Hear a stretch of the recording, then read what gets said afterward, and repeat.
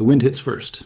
Before the eye adjusts to the height, before the mind accepts that a building exists on a rock face this narrow, the wind arrives. Cold, constant, sweeping up the cliffs of northern Ethiopia and rattling through a monastery that has clung to this ledge for over 1,000 years.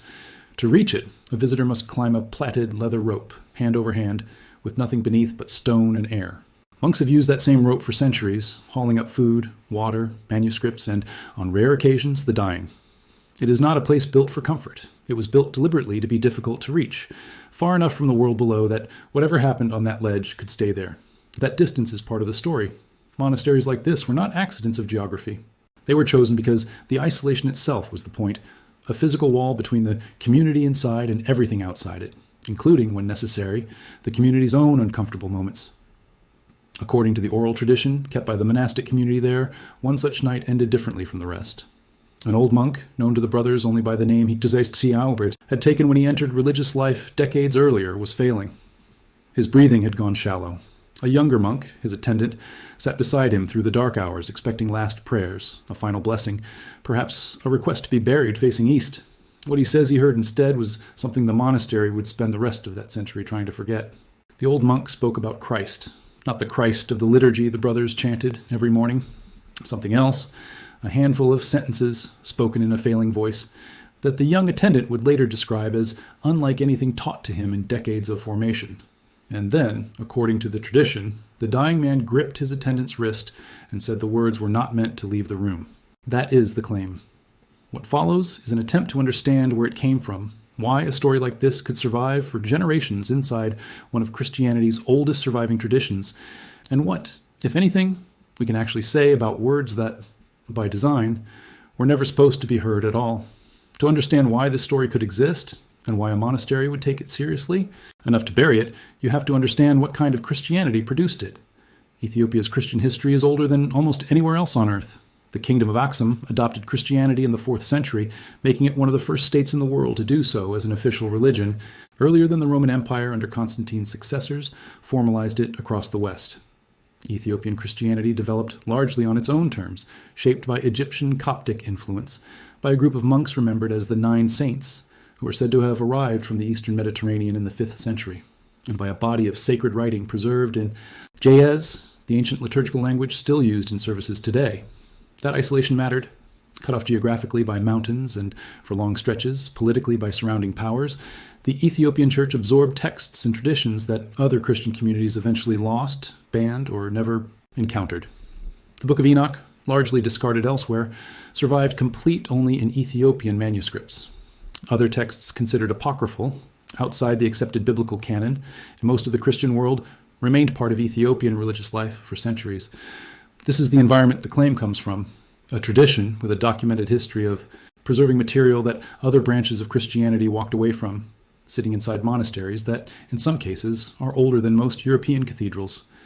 The monastic life built on top of that history was, and still is, extraordinarily demanding. Monks entering communities like this one committed to years of fasting, isolation, manual labor, and constant prayer before they were considered spiritually mature, enough to be trusted with responsibility inside the community.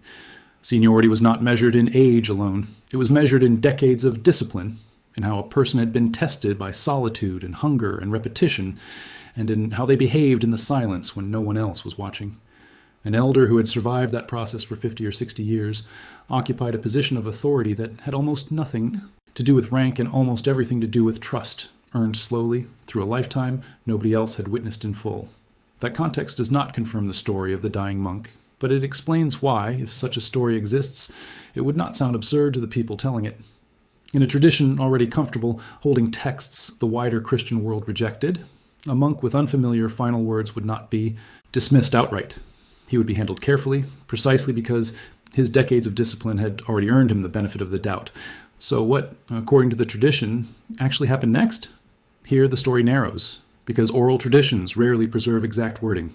They preserve the shape of an event and the emotional charge that event carried. The attendant, according to later accounts passed between monks, did not stay silent. Frightened and unsure whether he had witnessed a holy vision or something the community needed to guard against, he reported what he heard to his superior. What followed, the tradition says, was not celebration. It was containment. The old monk's cell was sealed shortly after his death. Whatever papers he kept, and monks in this tradition often kept private writings, prayers, personal reflections, sometimes theological notes, were reportedly gathered and placed somewhere inaccessible to the wider community. Some versions of the story say they were stored, not destroyed, in a part of the monastery reserved for material the church was not yet ready to interpret. Other versions say they were burned outright. That inconsistency matters, and we'll come back to it. But the through line across every version is the same. Something was said, and the response was not to record it publicly. It was to remove it from circulation. There is a second detail worth sitting with, one that appears in nearly every telling, even as the surrounding facts shift. The attendant himself was reportedly bound to silence, not punished. He was not exiled or disciplined for reporting what he heard. He was, according to the tradition, kept close to the community's leadership for the rest of his life, as though the very act of hearing the words had made him someone who needed to be watched over, rather than someone who had done something wrong. That distinction matters. It suggests the community did not view the event as a scandal to be buried out of shame. It viewed it as something unresolved that needed containing. The same instinct, on a much smaller scale, that leads any institution to quarantine a question it is not ready to answer, rather than destroy the person who asked it. To understand why a monastery would react that way, you need to understand what final words meant inside this tradition. In Christian monasticism generally, in Eastern and Ethiopian monasticism specifically, the sayings of elders carried enormous weight. A tradition known broadly as the Sayings of the Desert Fathers, short, often startling statements attributed to monks living in isolation, became foundational spiritual literature across the Christian world. A dying elder's final words were not treated as incidental. They were treated as the summary of a lifetime of discipline, closer to Scripture than to casual speech. Which means that if a respected monk said something about Christ that departed from settled doctrine at the moment of death, the moment tradition says carries the most spiritual authority a person can have, that was not a minor problem for the people who heard it. It was potentially the most dangerous kind of statement a monastery could be sitting on. Not because it was necessarily true, because if believed, it could reshape how an entire community understood its central figure. This is the mechanism that makes the legend internally coherent, whether or not the specific event occurred. Suppression, in this context, does not require conspiracy. It only requires caution. A community protecting doctrine it has preserved for over 1,000 years does not need a sinister motive to bury an unresolved, unsettling deathbed statement. It only needs the instinct every institution has: contain what you do not yet understand. That matters because the alternative explanation, that nothing unusual happened at all, and the entire story is a later invention, has to answer a harder question. Why invent a legend that ends in silence rather than revelation? Most religious folklore that survives for generations tends to end with a miracle confirmed, a vision validated, a teaching passed on triumphantly. This story does the opposite. It ends with concealment. A community rarely invents a legend that makes its own ancestors look like they hid something important, unless the memory of hiding something is itself the part that would not go away. Before going further, it is worth pausing on what a midpoint like this usually asks of a story. Has enough been established to make the next question worth pursuing? Here, 3 things are locked in. Something was said. It was treated as dangerous rather than sacred in the ordinary sense, and the record of it, whatever it once was deliberately narrowed rather than expanded.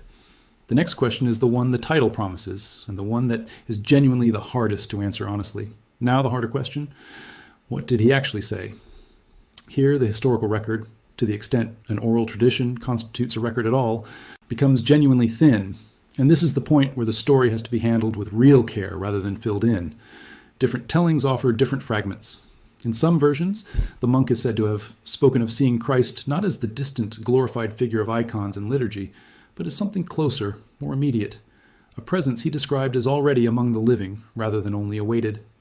In other versions, the emphasis is reversed. He is said to have spoken of absence, of a silence he encountered where he expected to find certainty, and of urging his attendant to keep searching rather than to stop questioning. These 2 versions cannot both be literal transcriptions of the same final sentence. That alone tells us something important. Whatever was actually said, if anything, specific was said at all, has been reshaped by generations of retelling to fit whatever spiritual lesson each generation of monks most needed to hear. That is not unique to Ethiopian monasticism. It is how oral traditions function everywhere. The emotional core of an event survives. The precise wording rarely does. What can be said with more confidence is the shape of the reaction, because that detail is consistent across every version. The words were treated as something to be protected from wide circulation, not celebrated as a new teaching. A vision that confirmed doctrine would likely have been shared, even encouraged. A vision that seemed to complicate it was handled differently. There is also a third strand of the tradition, quieter than the other two, that deserves mention rather than dismissal. In this version, the monk is not remembered as saying anything doctrinal at all. He is remembered as asking a question, turning to his attendant in his final minutes, and asking whether the young man believed the community had understood Christ correctly, or whether they had simply agreed, generation after generation, not to ask. If that version is closer to what actually happened, then what was suppressed was not a heresy. It was an open question from a dying man who had spent his whole life inside the answer, and who was no longer certain, at the very end, that the answer had ever been examined rather than inherited. That possibility changes the emotional weight of the whole story. A monastery does not need to fear a strange vision the way it fears a simple, unanswerable question asked by someone whose faith it never doubted. This is where the story connects to something much bigger than one monastery on one cliff. The idea of suppressed or restricted sayings about Christ is not unique to this legend. In 1945, farmers near Nag Hammadi in Egypt uncovered a sealed jar containing dozens of ancient texts, including the Gospel of Thomas, a collection of sayings attributed to Jesus that never made it into the accepted biblical canon. Scholars generally date the burial of those texts to the 4th century. Around the same period, church authorities were consolidating an official canon and moving against material judged incompatible with it. The Nag Hammadi texts were not myth. They were real documents, physically recovered, carbon contextualized, and studied for decades since. Among them was a text describing Christ in terms noticeably different from the 4 accepted Gospels. Closer, stranger, less concerned with public miracle, and more concerned with private, interior knowledge. Scholars still debate exactly why that collection was buried rather than destroyed outright. But the leading explanation is itself telling. Whoever hid the jar may not have wanted the texts gone forever. They may have wanted them safe from an authority that would have destroyed them, preserved instead for a time when someone might be ready to read them again. That detail is the real hinge of this entire story. The Nag Hammadi texts prove that early Christian communities did not always respond to unsettling material about Christ by burning it. Sometimes they buried it instead, a middle path between destruction and disclosure, chosen by people who could not agree on which the material deserved. If the Ethiopian tradition's own inconsistency, some versions saying the old monk's papers were burned and others saying they were merely stored away, reflects the same unresolved instinct that is not a flaw in the legend. It may be the legend accurately preserving an argument that was never settled inside the monastery itself. The Nag Hammadi discovery proves something specific and important beyond that one text. The early Christian world did produce sayings about Christ that were deliberately removed from circulation by the institutions that came after. Suppression of unsettling religious material is not a modern conspiracy theory. It is a documented historical pattern, confirmed by a jar buried in the Egyptian desert for 16 centuries. That real physical precedent is what gives the Ethiopian monk story its narrative power. It is not asking us to believe something unprecedented. It is asking whether the same pattern, an authority structure, quietly, containing a statement it is not ready to reconcile with existing doctrine, repeated itself on a smaller, undocumented scale inside a single cliffside community centuries later. We have to be honest about where the evidence actually stands. What is established? Ethiopian Christianity is ancient, doctrinally distinct, and has a genuine documented history of preserving texts other Christian communities discarded. Cliff and mountain monasteries in the region are real, some genuinely dating back over 1,000 years, built in locations chosen specifically for isolation. The broader pattern of early Christian communities suppressing unsettling sayings about Christ is historically confirmed by physical evidence, most famously at Nag Hammadi. What is not established, the specific existence of this particular monk, the exact wording of anything he is said to have spoken, and whether his cell, his papers, or any physical trace of the event survive today in any verifiable form. No manuscript has been publicly identified and authenticated as the writings in question. No named monastery has officially confirmed the event as part of its documented history, as opposed to its oral tradition. The story exists, as far as available. Evidence shows, in the form monks describe it, passed down, altered in the telling, and never independently verified through a manuscript, an inscription, or an external record. That gap is significant, and it should not be minimized, but it is also the same gap that exists at the origin point of nearly every oral tradition before the physical evidence, if any, eventually surfaces. The Nag Hammadi texts sat buried and unknown for roughly 16 centuries before a farmer's shovel changed that. If something equivalent exists inside a sealed room in a monastery that has never been fully cataloged by outside scholars, its absence from the historical record today would not disprove it. It would simply mean it has not yet been found, or that whoever holds it has decided, consistent with the story's own ending, that it is still not meant to be found. So where does that leave the reveal the title promises? not with a transcript, not with a name. What it leaves is something closer to the actual shape of the legend itself. A monk who, at the one moment monastic tradition treats as spiritually unguarded, said something about Christ that the people who loved him most decided the world was not ready to hear, and who then spent generations making sure that decision held. If the tradition is accurate even in its broad strokes, the content of those words may matter less than what the reaction reveals. An institution that has preserved manuscripts for 1,000 years, they kept the Book of Enoch alive, when the rest of the Christian world let it go, chose in this one case to do the opposite, to protect a teaching not by preserving it, but by silencing it. That decision, whatever the words actually were, tells us something true about how sacred traditions survive, not simply by keeping everything, but by deciding, generation after generation, what a community is and is not ready to carry forward. The rope is still there, on that cliff in northern Ethiopia.